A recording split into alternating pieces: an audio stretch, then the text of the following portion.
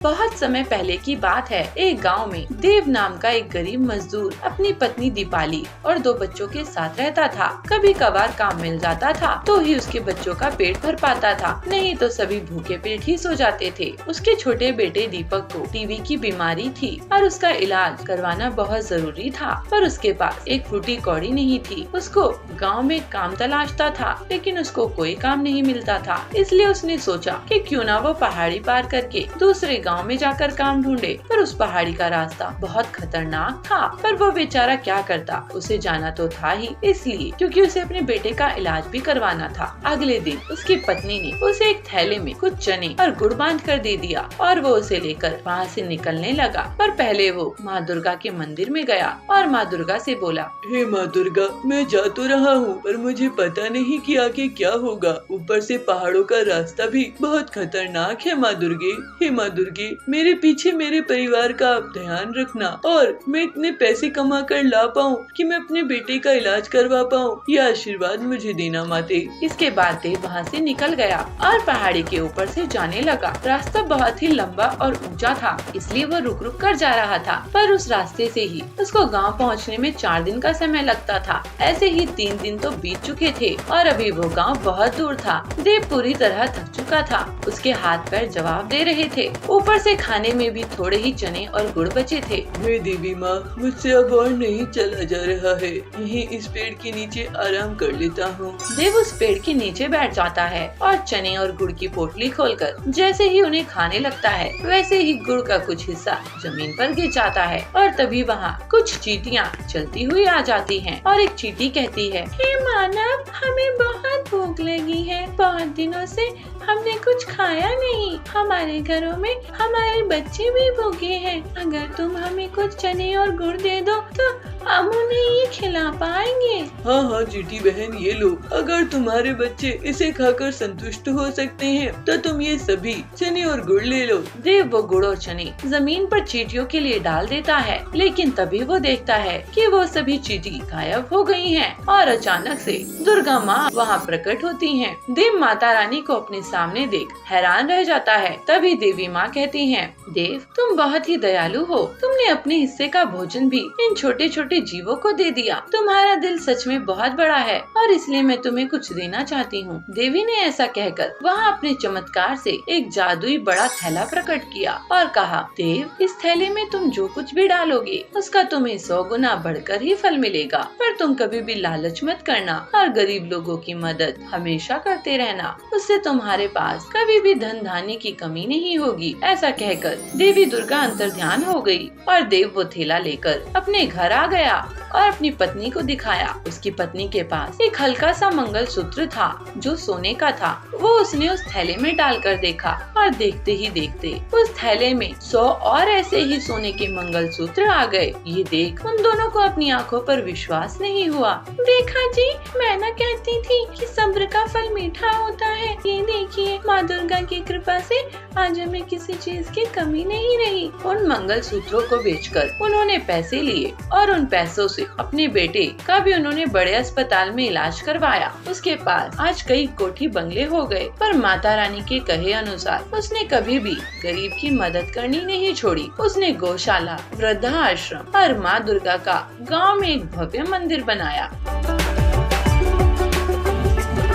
एक समय की बात है, रामपुर नाम के गांव में 2 बहनें रहा करती थी। बड़ी बहन का नाम सीमा था और छोटी बहन का नाम पूजा था। सीमा अंधी थी। दोनों बहनें सगी होने के बावजूद बहुत अलग थी। दोनों में जमीन आसमान का फर्क था। सीमा जहाँ बहुत संस्कारी और देवो वैष्णो की निज दिन पूजा करती थी, वहीं उसकी बहन पूजा, वो ईश्वर और पूजा पाठ में नहीं मानती थी। वो बहुत खूबसूरत थी और उसे अपनी खूबसूरती पर बहुत घमंड था।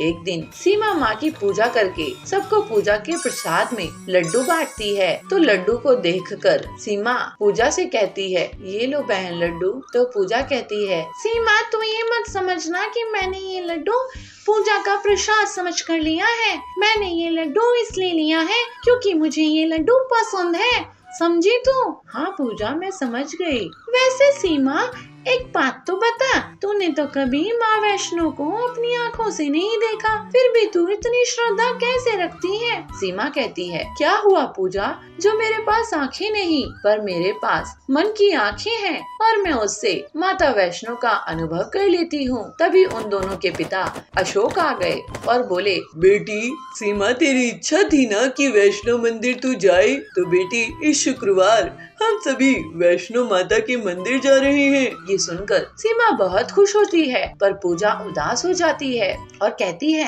अरे आप भी कहाँ जा रहे हैं पापा, कहीं अच्छी जगह चलती है न घूमने के लिए। आपकी माता रानी तो यहीं बैठी है, यहीं दर्शन कर लो, क्यों पैसे बर्बाद करके इतने दूर जाना। पूजा के पिता ने पूजा को डांट लगा दी और अगले दिन पूरा परिवार जम्मू के लिए निकल गया। सीमा और उसकी माँ सीढ़ियों से जा रही थी और उसकी बहन पूजा और उसके पिता अशोक घोड़े से यात्रा करने लगे। ठीक है बेटी, तुम दोनों सीढ़ियाँ चढ़ो, हम घोड़े से आते हैं और बीच बीच में रुककर तुमसे मिल भी लेंगे। पूजा और अशोक घोड़े पर बैठकर जाने लगे, लेकिन बीच रास्ते में पहुंचकर अशोक की तबीयत खराब होने लगी। दरअसल उसको हाई बीपी की बीमारी थी। उसका शरीर घबराने लगा और वो अपनी बेटी पूजा से दवाई मांगने लगा। बाबा मैं तो दवाई लाना ही भूल गई। बेटी लेकिन मेरी तबीयत बिगड़ती जा रही है।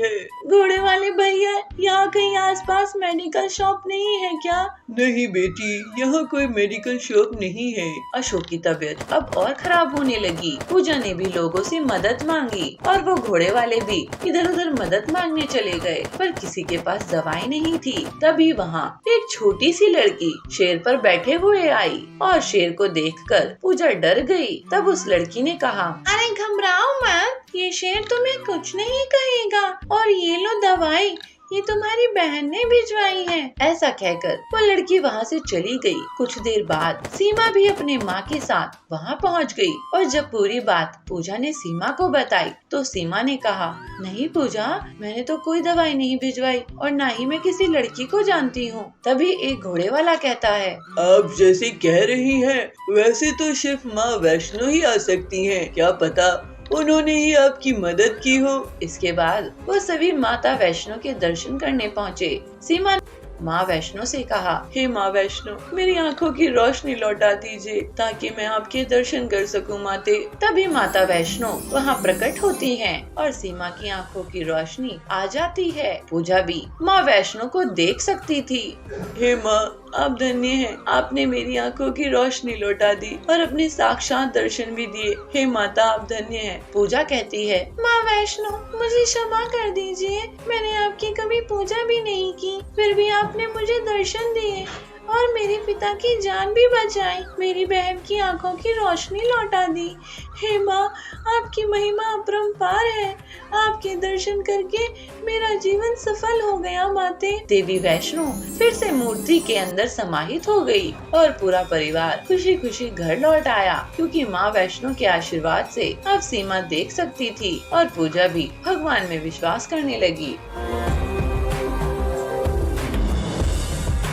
एक गांव के जंगल में पीलू और बबलू बहुत प्यार से रहते थे। एक दिन पीलू अपने पति से कहती है, सुनिए जी, आज फिल्म चलते हैं, आपको वैसे भी छुट्टियां नहीं मिलती है, आज मिली है तो हम घूम कर भी आएंगे। तो बबलू कहता है, ठीक है, अपनी बाइक में चलेंगे, तुम तैयार हो जाओ। फिर दोनों पति पत्नी बाइक में सवार होकर फिल्म देखने के लिए चले जाते हैं। जो वो दोनों फिल्म देखकर लौट रहे थे, उनका एक ट्रक से एक्सीडेंट हो जाता है और दोनों सड़क के किनारे गिर जाते हैं। आप ठीक हो बबलू जी? हाँ पीलू, तुम ठीक हो ना? वो तो गनीमत है कि हमारी जान बच गई। तभी हरिया बोलता है, चलो बबलू की बाइक के टायर को ट्रक के नीचे से निकालते हैं। बबलू की बाइक पूरी तरह से टूट गई थी। फिर वो लोग एक ट्रैक्टर की मदद से टूटी हुई बाइक को अपने घर लेकर जाते हैं। मेरी इतनी मेहनत से कमाई हुई बाइक ऐसे ही टूट गई। अब पता नहीं ऑफिस कैसे जाना होगा और इस नुकसान की भरपाई कैसे होगी। मेरे पास कुछ पैसे जमा है, आप चिंता मत करो। अगले दिन बबलू न्यूज़पेपर में कोई खबर देखता है कि गांव में मोटरसाइकिल की रेस होने वाली है। काश मेरे पास मेरी बाइक होती तो मैं इस रेस में भाग लेता और जीत के पैसे कमाता। आप दुखी मत होइए, मेरे ख्याल से आप अपने मैकेनिक दोस्त हरिया से मिलो और उससे अपनी बाइक ठीक करवाओ। मुझे पक्का यकीन है कि आप बाइक ठीक करवा ही लोगे और रेस जीत भी जाओगे। ये ठीक कह रही हो पीलू। फिर बबलू हरिया के पास जाता है। हरिया मेरे दोस्त, मेरी बाइक को ऐसा रिपेयर कर कि मैं गांव में होने वाली रेस जीत जाऊं। मुझे कुछ जुगाड़ करना पड़ेगा। फिर हरिया आसपास देखता है और एक ट्रैक्टर के टायर को बाइक में फिट कर देता है। एक पुरानी कार से उसका इंजन निकालता है और बाइक में लगा देता है। ये देखकर बबलू बहुत हैरान हो जाता है। अब इस बाइक को चालू करके देखो बबलू। जब बबलू बाइक ऑन करता है तो वो शेर की तरह गुर्राता है। वाह हरिया, तूने तो मेरी बाइक ऐसी तूफानी रिपेयर की है। रेस जीतने के बाद पार्टी देना बबलू। फिर बबलू घर आता है। बबलू जी, आपकी बाइक तो बहुत ही सुंदर दिख रही है। इसको कोई ट्रक अब गिरा नहीं सकती। पूरे गांव में बबलू की बाइक को लोग आश्चर्य से देख रहे थे और बबलू रेस में भाग लेता है। रेस के दिन सभी इकट्ठा होते हैं। बबलू मजा लेने के लिए पहले धीरे धीरे बाइक चला रहा था, लेकिन फिर वो सबको मात देते हुए तूफानी स्पीड से आगे निकल गया और रेस जीत गया। रेस जीतने पर उसे 1 लाख का इनाम मिला और बबलू पीलू से कहता है, पीलू, ये तुम्हारे साथ देने के कारण ही हो पाया है।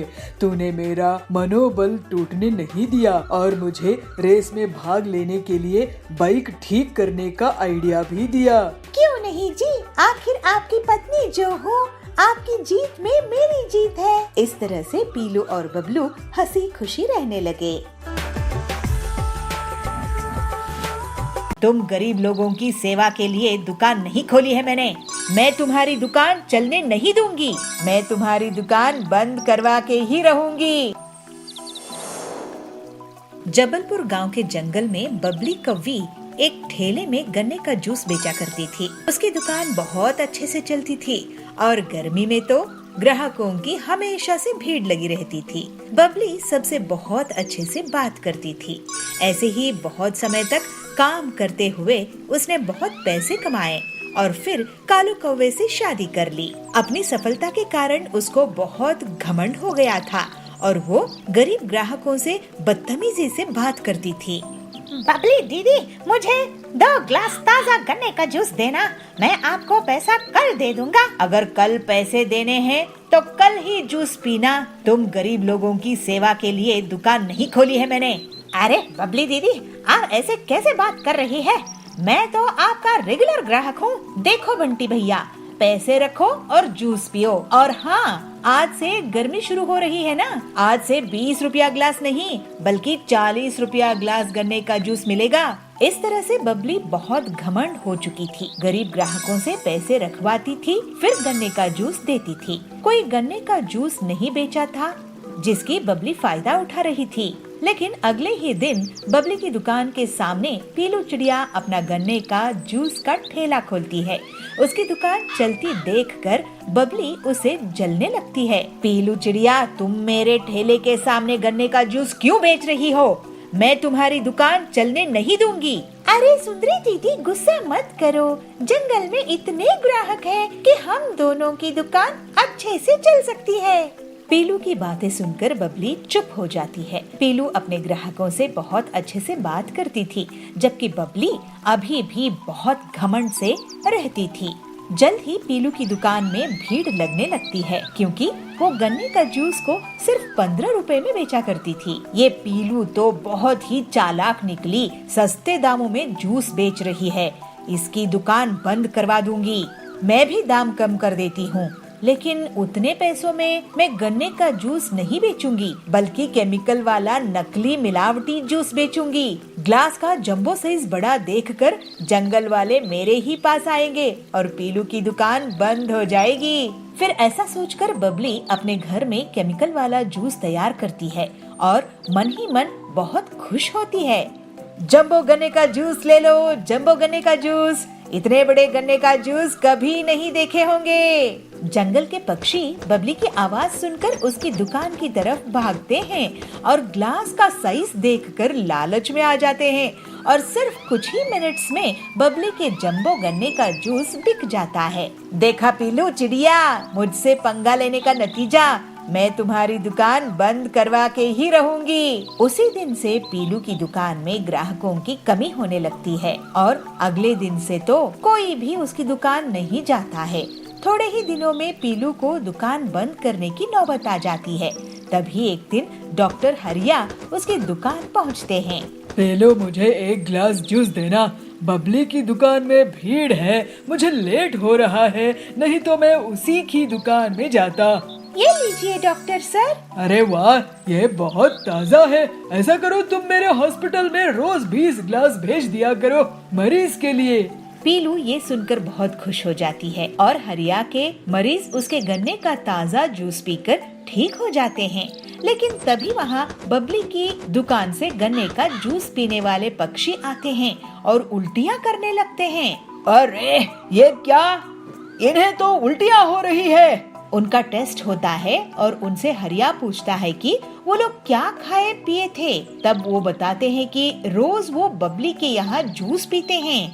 बबली, तुमने इस गन्ने की जूस में क्या मिलाया है? तुम्हें पता है सबको किडनी में स्टोन्स हो गए हैं, इन सब की तबीयत खराब हो गई है तुम्हारी दुकान का गन्ने का जूस पीकर। अरे वो ये लोग पीलू की दुकान का जूस पिया करते थे। फिर हरिया बताता है कि पीलू की दुकान के जूस से उसके बीमार मरीज ठीक हो गए हैं। इसके पहले बबली कुछ बोल पाती, सभी पक्षी उसको घेर लेते हैं। बबली, तुम हमसे इतना सारा पैसा लेती हो गन्ने के जूस का, लेकिन ये जहर बेच रही हो। वो पीलू कम दाम में भी हमें स्वादिष्ट और सेहतमंद गन्ने का जूस पिलाती है। अब तुम्हें इसका हर्जाना भुगतना होगा। ऐसा कहकर सभी पक्षी बबली को पुलिस के हवाले कर देते हैं। पीलू पूरी ईमानदारी के साथ स्वादिष्ट गन्ने का जूस बेचना जारी रखती है और जंगल वाले उसकी बहुत तारीफ करते हैं। अब जंगल में बस उसी की गन्ने का जूस का दुकान थी। पीलू और बाकी लोग अब हंसी खुशी रहने लगते हैं। दीपिका अपनी माँ सुनीता के साथ रहती है। दीपिका बहुत दुखी है क्योंकि उसकी माँ को कोढ़ की बीमारी है और उसके हाथ पैरों ने काम करना बंद कर दिया है। वो हमेशा बिस्तर पर ही पड़ी रहती है और कमजोरी इतनी हो गई है कि उसकी आवाज भी नहीं निकल पा रही। तभी उसको बेतहाशा खांसी होने लगती है और ये देख दीपिका घबरा जाती है।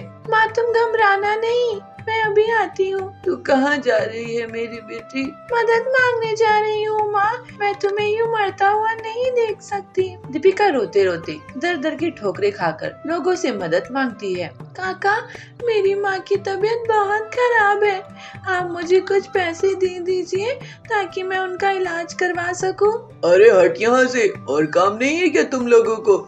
जब देखो भीख मांगने आ जाते हो। काकी, आप कुछ मदद कर दीजिए ना। हट परे, बीमार माँ की बीमार बेटी, हमें भी अपनी माँ की बीमारी लगाएंगी क्या? काकी, ऐसा मत कहो, मेरी माँ मर जाएगी। दीपिका आते जाते कई लोगों से मदद मांगती है पर कोई भी उसकी मदद नहीं करता। सब उसे धक्के देकर जा रहे थे। तभी दीपिका को सामने एक मंदिर नजर आया। वो उस मंदिर में गई और माँ दुर्गा से प्रार्थना करने लगी। हे माँ दुर्गे, मेरी मदद कीजिए, मैं अपनी माँ को ये तड़पते हुए नहीं देख सकती। माँ, मेरी सहायता कीजिए माता रानी। तभी एक साधु उसके पास आते हैं और कहते हैं, बेटी, अगर तुम सच में अपनी माँ को सही करना चाहती हो तो तुम्हें पहाड़ी पार करके जाना होगा। वहाँ उस पहाड़ी पार एक जादुई नदी बहती है। जादुई नदी वो दूध की नदी है। उस दूध को यदि तुम अपनी माँ को पिला दोगी तो वो बिल्कुल ठीक हो जाएंगी। पर बेटी, रास्ता बहुत कठिन है। कोई नहीं साधु बाबा, मुझे उनकी बहुत चिंता है, मैं उनके लिए कहीं भी जा सकती हूँ। दीपिका एक लोटा लेकर पहाड़ी के ऊपर चलने लगती है और ऐसे ही चलती जाती है। नंगे पैरों से वो बच्ची चले ही जा रही थी। सूरज भी छिपने को था पर उसने हिम्मत नहीं हारी। उसके पैरों में भी छाले पड़ गए थे पर उसने तब भी हार नहीं मानी और आखिरकार वो पहुँच ही गई उस जादुई दूध की नदी के पास। जैसे ही दीपिका ने उस नदी में लोटा डाला तभी देवी दुर्गा वहाँ प्रकट हुई। शाबाश बेटी, तुमने आज साबित कर दिया कि तुम एक अच्छी बेटी हो। माँ की जान बचाने के लिए इतना कठिन रास्ता चुनने में भी तनिक नहीं सोचा और अपने पैरों की छालों की परवाह किए बगैर यहाँ तक पहुँच गई। मैं तो तुम्हारी परीक्षा ले रही थी, ये देखना चाहती थी कि तुम इस दूध के काबिल हो भी या नहीं, पर तुम इसके काबिल हो मेरी बच्ची। तुम इस दूध को ले जाओ और अपनी माँ को पिला देना। तुम्हारी माँ का सारा कोढ़ दूर हो जाएगा और पैसों की भी तुम्हें कोई तंगी नहीं होगी। बस कुछ बूंदे जमीन पर डाल देना और कहना, हे जादुई नदी के दूध धन दो, तो ये वहाँ तुम्हें धन देगा। ऐसा कहकर देवी दुर्गा वहाँ से अंतर्ध्यान हो गई और दीपिका वो दूध लेकर घर आ गई और अपनी माँ को उसने वो दूध पिला दिया। दूध को पीते ही उसकी माँ एकदम ठीक हो गई और वो खड़ी हो गई। फिर कुछ बूंदे उसने जमीन पर डाल दी और कहा, धन दो। तो देखते ही देखते वहाँ पैसों का अंबार लग गया। ये देख उसकी माँ भी हैरान थी, पर दीपिका ने उसे पूरी बात बताई। मेरी बेटी, तूने मेरे लिए इतने कष्ट सहे, मैं तो तुझे पाकर धन्य हो गई। माँ, मैं तुम्हारे लिए कुछ भी कर सकती हूँ, ये तो कुछ भी नहीं था। उनके पास अब पैसे भी थे जिनसे उन्होंने अपने लिए एक सुंदर सा घर बनवाया और ऐसे ही अगर किसी व्यक्ति को उनकी जरूरत होती तो वो जादुई दूध की नदी से उसकी सहायता करते। एक गांव के जंगल में पीलू अपना ऑमलेट का ठेला चलाती थी। वो बहुत गरीब थी और उसका पति बंटी कबूतर मशीन रिपेयरिंग का काम करता था, लेकिन उनकी बहुत आमदनी नहीं होती थी। एक दिन बंटी जब कड़क सेठ के घर में मशीन रिपेयर कर रहा था, उसकी मशीन अचानक से और खराब हो गई। ये क्या किया तुमने बंटी? मेरी 50,000 की मशीन खराब कर दिया। अब इसका हर्जाना तुझे देना होगा। लेकिन सेठ जी, मैं 50,000 कहाँ से लाऊंगा? मैं बहुत ही गरीब हूँ। वो मैं नहीं जानता, तू मुझे पैसा लाके दे, नहीं तो मैं तुझे पुलिस के हवाले कर दूंगा। ऐसे ही उदास मन से बंटी अपने घर आता है और पूरी बात पीलू से कहता है। तो पीलू कहती है, ये तो हमारे घर बहुत बड़ी मुसीबत आ गई है। वैसे भी हमारा खर्चा बड़ी मुश्किल से चलता था, अब तो ऊपर से और ये 50,000 का नुकसान भरना पड़ेगा। मुझे तो बहुत डर लग रहा है। चलिए मैं किसी से उधार लेके आती हूँ। तो बंटी कहता है, मैं भी हरिया काका से कुछ रुपये उधार लाता हूँ। ऐसे कहकर दोनों पति पत्नी पैसे उधार लेने के लिए चले जाते हैं। बंटी और पीलू हरिया तोता के पास पहुँचते हैं। बंटी कहता है, हरिया काका, मुझे कुछ रुपये उधार चाहिए थे, बदले में मैं तुम्हारे यहाँ आधी सैलरी में काम कर लूँगा। तो हरिया कहता है, अरे तुम जैसे होनहार मैकेनिक को उधार की जरूरत कैसे पड़ गई? पीलू बोलती है, इन्हें अपने काम में बहुत बड़ा नुकसान हुआ है। हरिया काका, अगर हमें पैसे वापस नहीं किए तो बहुत बड़ी मुसीबत आ जाएगी। अब आप ही कुछ कीजिए। बंटी बोलता है, हाँ हरिया काका, हमारी थोड़ी मदद कर दीजिए, बदले में मैं आपके यहाँ काम कर लूँगा। हरिया बोलता है, अरे तुम लोग घबराओ मत, काम दाम में तो नफा नुकसान होता रहता है। वैसे तुम्हारा ऑमलेट का काम कैसे चल रहा है पीलू? पीलू बोलती है, मैं अकेले ज्यादा ऑमलेट नहीं बना सकती हूँ, तो बहुत कम आमदनी होती है। तो बंटी तुम्हारे लिए ऑमलेट बनाने की मशीन बना देगा, जिससे तुम तेजी से ऑमलेट बना सकोगी और तुम्हारा बहुत मुनाफा भी होगा। अरे ये आइडिया मुझे क्यों नहीं आया? हरिया काका, आपने तो हमारी मुसीबत ही हल कर दी। अब मैं आपकी मदद से पीलू के लिए ऑमलेट मशीन बना दूंगा। फिर थोड़े ही दिनों बाद बंटी पीलू की ऑमलेट बनाने की मशीन तैयार कर देता है और वो लोग मिलजुल कर ऑमलेट बनाने लगते हैं। जल्दी ही एक दिन कड़क सेठ उनकी दुकान में आता है। अरे वाह बंटी, तुमने तो ये नायाब मशीन बनाई है। ऐसी मशीन तो मैंने पहले कभी नहीं देखी और इसका स्वाद भी बहुत टेस्टी है। तो बंटी कहता है, कड़क सेठ जी, आपकी तारीफ का शुक्रिया। ये लीजिए 20,000 रुपये, बाकी मैं जल्द ही आपको लौटा दूंगा। ऐसे ही दोनों पति पत्नी की दुकान के सामने बहुत से ग्राहकों की भीड़ बढ़ जाती है। अरे बंटी भैया, ये तो गजब की मशीन बनाई है आपने। मुझे इस मशीन के 3 ऑमलेट दे दो। तो दूसरा ग्राहक कहता है, हाँ हाँ, खड़क सेठ भी तारीफ करके गए हैं। इसमें जरूर कोई न कोई खास बात होगी। मुझे 5 ऑमलेट देना। उनकी दुकान चलती देखकर कालू कौवा बहुत जलने लगता है। पीलू की दुकान के सामने उसकी अंडा पाव की दुकान थी। वो पीलू और बंटी की दुकान की भीड़ देखकर सोचता है, इनकी दुकान तो अब जोर शोर से चलने लगी है। मुझे इसकी काट निकालनी पड़ेगी, नहीं तो ये लोग मेरी दुकान बंद करवा देंगे। ये मशीन मैं चोरी कर लूंगा। उसके बाद ये लोग कड़क सेठ का उधार भी नहीं चुका पाएंगे। फिर तो इन्हें जंगल ही छोड़कर जाना पड़ेगा। कालू उसी रात को पीलू और बंटी के घर जाता है और खिड़की से चुपचाप झांक कर देखता है। बंटी और पीलू आराम से सो रहे थे। कालू अंदर आता है और मशीन उठाकर ले जाने की कोशिश करता है, लेकिन तभी उसे जोर का करंट लगता है और वो चीख उठता है। पीलू चिल्लाती है, चोर चोर चोर। दोनों पति पत्नी कालू को झाड़ू से पीटने लगते हैं। पीटो इसे। अरे ये तो कालू है। कालू भाई, आप हमारे इस मशीन के साथ क्या कर रहे थे? तो कालू कहता है, अरे मुझे पहले इस करंट से तो बचाओ। बंटी मशीन का प्लग निकालता है और कालू को करंट लगना बंद हो जाता है। हाय, मैं तो जल गया। मैं तुम्हारी मशीन चोरी करने वाला था बंटी, क्योंकि तुम्हारे ऑटोमेटिक ऑमलेट मशीन से मुझे बहुत नुकसान हो रहा था।